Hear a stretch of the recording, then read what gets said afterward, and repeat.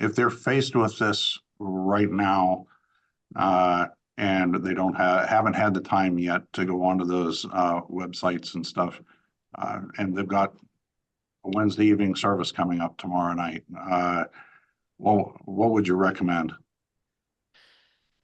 This is a big challenge because um, very, very few people consult with churches anymore. I used to do it. I just got overwhelmed. I did some very high profile cases in this country, and I just got overwhelmed. I mean, it's emotionally exhausting. It's time consuming.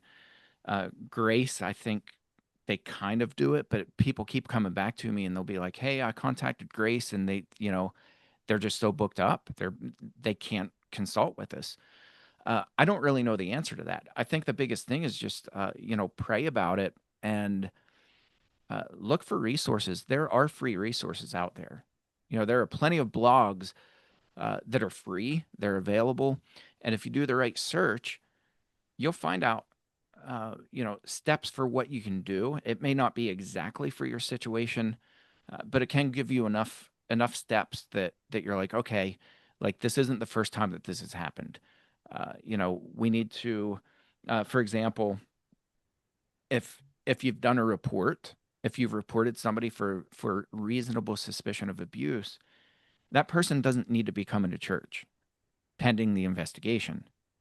Right. And so many Christians, they just can't wrap their minds around that. And they're like, well, we can't tell people not to come to church. Well, absolutely you can. And then they're worried about a lawsuit. Well, what if they sue us for telling them they can't come to church? I'm like, when has that ever been on church leadership's mind? Like they kick people out for the dumbest reasons. But then when it comes to raping a child, all of a sudden they're like, oh, we might get sued for this one.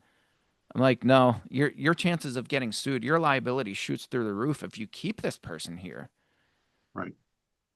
When you know that there's a pedophile in your midst and you're not expelling them, Jesus talks about how and Paul talks about removing someone who refuses to be held accountable within the church.